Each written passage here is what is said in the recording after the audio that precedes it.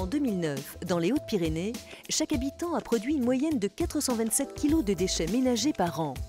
Dans les années 60, la production de déchets était 2 fois moins importante. Aujourd'hui, l'enjeu est de valoriser au maximum cette quantité de déchets tout en maîtrisant l'impact de son traitement sur l'environnement. La collecte et le traitement des déchets s'organisent à l'échelle départementale. Depuis 2006, le Conseil général a pour mission de définir les grandes orientations en la matière. Les objectifs et les échéances sont retranscrits dans un plan spécifique, le PDE-DMA. Le SMTD 65 est l'outil de cette politique pour la mise en œuvre du traitement des déchets uniquement. Pour l'exécution de cette compétence, le syndicat est maître d'ouvrage. Il choisit les techniques, l'implantation et la gestion de l'ensemble des installations de la filière en accord avec le PDE-DMA. Avec plusieurs installations en fin d'exploitation, la situation en Hautes-Pyrénées est très préoccupante.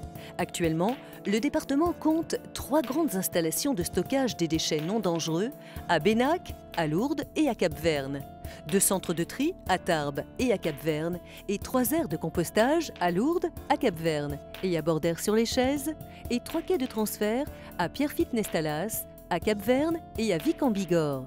À Cap-Verne, le casier de stockage des déchets ménagers est fermé depuis le 1er janvier 2010.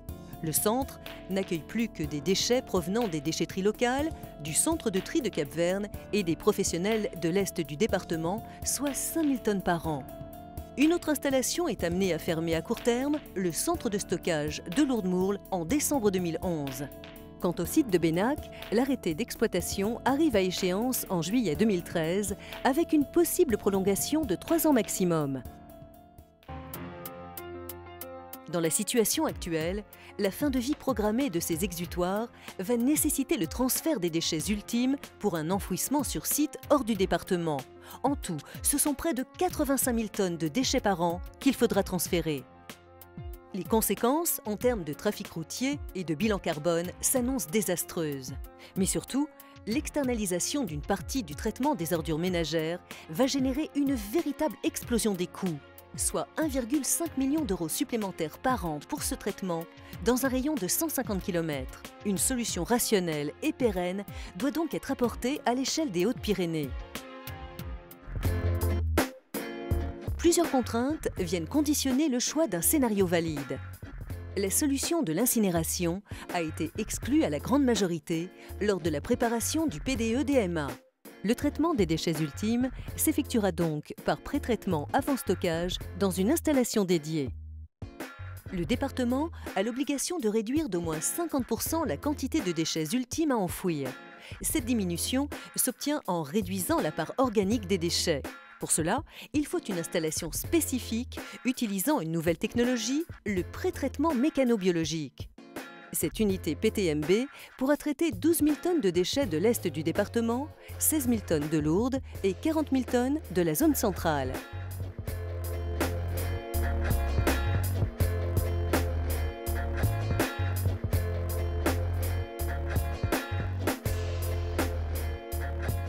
La capacité de tri des collectes sélectives en Hautes-Pyrénées est insuffisante et inadaptée pour atteindre les objectifs de valorisation fixés par le Grenelle de l'environnement. Un centre de tri départemental unique doit être créé. Compte tenu des différentes fermetures de casiers, il est nécessaire d'ouvrir dans les meilleurs délais un nouveau site d'enfouissement réservé aux déchets ménagers résiduels. Enfin, le choix de l'implantation de ces installations dépend de la compatibilité entre la maîtrise foncière et les délais fixés par le PDE-DMA. En fonction de ces données et des études sur le terrain, le SMTD 65 a déterminé le lieu et le calendrier de réalisation de ces nouvelles infrastructures. Implantation d'un centre de tri unique et départemental sur le site de Cap-Verne qui remplacera les 2 centres de tri existants. Échéance 2013. Implantation d'une unité de pré-traitement mécano-biologique utilisant la technique de méthanisation sur l'écoparc du Grand Tarbes à Bordères-sur-les-Chaises. Échéance 2014. Implantation de 2 quais de transfert à Lourdes et à Bagnères. Le terrain proposé par la communauté de communes du Pays de Lourdes accueillera un quai de transfert en 2011. Le terrain proposé par la mairie de Bagnères sera aménagé entre 2011 et 2013. 2 plateformes de compostage seront implantées dans les zones de Vic-Bigorre et d'Argelès-Gazost. Enfin, des études de recherche parcellaires doivent être menées pour l'implantation du nouveau site de stockage qui accueillera les 35 000 tonnes issues de la méthanisation et les 15 000 tonnes d'encombrants. Plusieurs zones sont géologiquement compatibles. Résultat attendu pour mi-2011. Soucieux d'apporter des solutions de qualité, le SMTD 65 a fait des choix politiques, économiques et techniques forts pour garantir un nouveau dispositif plus efficace et plus juste. Le SMTD 65 ambitionne d'avoir la maîtrise d'ouvrage public sur l'ensemble des installations de la chaîne de traitement, une politique qui n'exclut pas la délégation de certaines exploitations. Dès 2013, le SMTD 65 mettra en place une mutualisation totale des contributions des collectivités adhérentes par nature de produit en fonction des tonnages traités. Enfin, le SMTD 65 veut doter le département d'une ISDND exemplaire. Cette nouvelle installation bénéficiera des dernières technologies avec une baisse spectaculaire du niveau de nuisance. Désormais, les choses sont claires. Nous avons notre feuille de route, c'est le plan départemental d'élimination des déchets ménagers et assimilés.